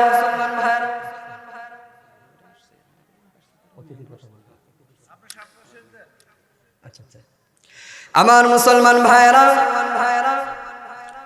জুলুম করা যাবে না, জুলুমরে সমর্থন করাও যাবে না। মহান আল্লাহ রাব্বুল ইজ্জত ওয়াল জালাল বললেন ওয়ালা তারকানু ইলাল্লাযীনা যালামু ফাতামাসসাকুমুন নার। নিজেরা তো জুলুম করবা না, তা ঠিক আছে, তবে জুলুমকারীকে কখনো সমর্থন করবা না। তাকে যদি সমর্থন করো ফাতামাসসাকুমুন নার, আল্লাহর আযাব, আল্লাহর জাহান্নাম তোমাকেও স্পর্শ করবে। নাউজুবিল্লাহ বলেন। আমার মুসলমান ভাইরা, তো 1 নম্বর পাইলাম আল ইমামুল আদিল, ন্যায়পরায়ণ শাসক। 2 নম্বর নবীজি বললেন ওয়ারাজুলুন নাশা ফি ওয়াশাবুন নাশা ফি ইবাদাতি রাব্বি। 2 নম্বর হলো ওই যুবক, যে যুবক তার যৌবন কালটা আল্লাহর ইবাদতের মধ্যে কাটিয়ে দিয়েছে। আমার মুসলমান ভাইরা, যৌবন কালের ইবাদত একজন পছন্দ করে, তিনি কে? কিয়ামতের ময়দানে আল্লাহ রাব্বুল ইজ্জত ওয়াল জালাল মানুষকে তার যৌবন কাল সম্পর্কে জিজ্ঞেস করবেন। বিশেষ করে যৌবনের সময়টা মানুষ কিভাবে অতিবাহিত করেছে এই সম্পর্কে আল্লাহ জিজ্ঞেস করবেন। সুনানে তিরমিজির বর্ণনা 2416 নম্বর হাদিস, হযরত আব্দুল্লাহ ইবনে মাসউদ রাদিয়াল্লাহু তাআলা আনহু থেকে হাদিস বর্ণিত। তিনি বলছেন লা তাজুলু কদামা ইবনে আদম ইয়াউমাল কিয়ামাতি মিন ইনদি রাব্বিহি হাত্তা ইউসআলা আন খামসিন। কিয়ামতের ময়দানে দুনিয়ার কোনো মানুষ আল্লাহর সামনে 5টা প্রশ্নের জবাব দেওয়ার আগ পর্যন্ত পা লড়াতে পারবে না। কয়টা প্রশ্ন? জোরে বলেন, কয়টা? নবীজি বললেন, আন উমরিহি ফিমা আফনা, আল্লাহ যে তোমার 60 70 80 90 100 বছরের হায়াত দিয়েছেন, এই বিশাল সময়টা কিভাবে নষ্ট করেছে জবাব দাও। ওয়ান শাবাবিহি ফিমা আবলা, বিশেষ করে তোমার এই যে যৌবন কাল দিয়েছে, এত সুন্দর চেহারা দিয়েছে, দেহ ভর্তি শক্তি দিয়েছে, চেহারাটাকে বড় লাবণ্যময় করে দিয়েছে। আল্লাহ জিজ্ঞেস করবেন, এত সুন্দর যৌবন দান করলাম, ওই যৌবন কালটা কোথায় কিভাবে ব্যয় করেছো? ওয়ান মালিহি, সম্পদ সম্পর্কে জিজ্ঞেস করবেন, মিন আইনা ইকতাসাবাহু ওয়া ফিমা আনফাকাহু, সম্পদ কোথায় থেকে কিভাবে উপার্জন করেছে এবং সম্পদ কিভাবে ব্যয় করেছো। ওয়ান ইলমিহি ওয়া মাযা আমিলা ফিমা আলিমা, এবং কি পরিমাণ জ্ঞান অর্জন করেছে এবং তদ অনুযায়ী কতটুকু আমল করেছো। এই 5 প্রশ্নের জবাব দেওয়া পর্যন্ত কোনো মানুষ আল্লাহর সামনে থেকে কদম লড়াতে পারবে না। কয়টা প্রশ্নের জবাব দিতে হবে? নবীজি বলেন, ওই যুবকরা আল্লাহ আরশের নিচে ছায়া দান করবেন। ওয়া শাবুন নাশা ফি ইবাদাতি রাব্বি, যেই যুবক আল্লাহর ইবাদতের মধ্যে সময় কাটিয়ে দিয়েছে। 3 নাম্বার নবীজি বললেন, ওয়া রাজুলুন কলবুহু মুআল্লাকুন ফিল মাসাজিদ, 3 নাম্বার হলো ওই যুবক, ওই মানুষ যে তার অন্তরটাকে সব সময় মসজিদের সাথে বেঁধে রাখে। সুবহানাল্লাহ বলেন। ওইরকম মানুষ মনে আপনাদের এলাকায় নাই? বাড়ির মধ্যে আসে কিন্তু মনটা কোথায় থাকে? বাজারের মধ্যে গেছে কিন্তু মন বেঁধে রাখে কার সাথে? সময় পালে মসজিদে যায়, আছে না নাই? যারা মসজিদের সাথে গভীর সম্পর্ক রাখেন, নবীজি বললেন আল্লাহ রাব্বুল ইজ্জত ওয়াল জালাল তাকে আরশের নিচে ছায়া দান করবেন। এরপর নবীজি বললেন, ওয়া রাজুলান তাহাব্বা ফিল্লাহি ইজতামাআ আলাইহি ওয়া তাফাররাকা আলাইহি, ওই 2 মানুষ যারা একজন আরেকজনকে ভালোবেসেছে, একজনের জন্য তিনি কে? বলেন সবাই, জোরে বলেন। ইজতামাআ আলাইহি ওয়া তাফাররাকা আলাইহি, আল্লাহ নবী বলেন আল্লাহর জন্য কোথাও একত্রিত হয়, আবার আল্লাহর জন্য কোথাও থেকে বিচ্ছিন্ন হয়। এরপর নবীজি বললেন, 4 নম্বর নবীজি বললেন, নারায়ে তাকবীর, নারায়ে তাকবীর, নারায়ে তাকবীর। ডক্টর আব্দুল মোহাম্মদ হাই সাইফুল্লাহ ভাইকে লাল গোলাপ শুভেচ্ছা মাহফিল ইন্তেজামিয়া কমিটির পক্ষ থেকে। নারায়ে তাকবীর। আমি শেষ করে দিচ্ছি, কারণ যখন লাইট জ্বলে তখন আর মোমবাতির দাম থাকে না। কথা বলেন ঠিক না? ঠিক, মোমবাতির আলো দেখা যায় না, ঠিক না? শেষ করে দিচ্ছি। এরপর নবীজি বললেন যে ওই যুবক ওরাজুলুন তালাবাতহু ইমরাআতুন যাতু মানসিবিন ওয়া জামালিন ফাকালা ইন্নী আখাফুল্লাহ, ওই যুবক যাকে কোনো সুদর্শনী নারী তাকে ডাকে কুকর্মের দিকে, খারাপ কাজের দিকে, কিন্তু যুবকটা জবাব দেয় ইন্নী আখাফুল্লাহ, কাকে ভয় করি? এই যুবকরা আল্লাহ আরশের নিচে ছায়া দান করবেন। এরপর নবীজি বললেন যে ওই মানুষ ওরাজুলুন তাসাদ্দাকা বিয়ামিনিহি হাত্তা লা তা'লামা শিমালু মা তুনফিকু ইয়ামিনুহু, নবীজি বললেন ওই যুবক, ওই ব্যক্তি যে দান করে ডান হাত দিয়ে কিন্তু তার বাম হাত বুঝতে পারে না। সর্বশেষ ওরাজুলুন যাকারাল্লাহ খালিয়ান ফাফাদাত আইনা, যে যুবক নির্জনে একাকিত্বে ঘরের দরজা বন্ধ করে অশ্রু বিসর্জন দিয়ে আল্লাহর জিকির করে, এই 7 শ্রেণীর মানুষকে আল্লাহ রাব্বুল ইজ্জত ওয়াল জালাল আরশের নিচে ছায়া দান করবেন। সুবহানাল্লাহ। আল্লাহ রাব্বুল ইজ্জত ওয়াল জালাল আমাদের সবাইকে আরশের নিচে ছায়া দান করুক কিয়ামতের ময়দানে। সবাই বলেন আল্লাহুম্মা আমিন। ওয়া আখিরু দাওয়ানা আলহামদুলিল্লাহি রাব্বিল আলামিন। আসসালামু আলাইকুম ওয়া রাহমাতুল্লাহ। সবাই শায়েখের বয়ান শুনে যাবেন তো ইনশাআল্লাহ? আমি কিন্তু শায়েখের ভক্ত অনেক আগ থেকে, যেই সময় শায়েখরে কেউ চিনত না। শায়েখের মসজিদ যে এলাকায় মিরপুর, আমি দীর্ঘ সময় প্রায় 8-10 বছর ওই এলাকায় পড়াশোনা করছি। বিশেষ করে 14-15 সাল থেকে আমি নিয়মিত শায়েখের পিছনে নামাজ পড়তাম। আলহামদুলিল্লাহ, অনেকদিন পর শায়েখের সাথে দেখা হলো, আমি নিজেও গর্বিত। আল্লাহ তাআলা আমাদের সবাইকে শায়েখের আগমনকে আমাদের সকালের জন্য উপকার করেন। সবাই বলেন আল্লাহুম্মা আমিন।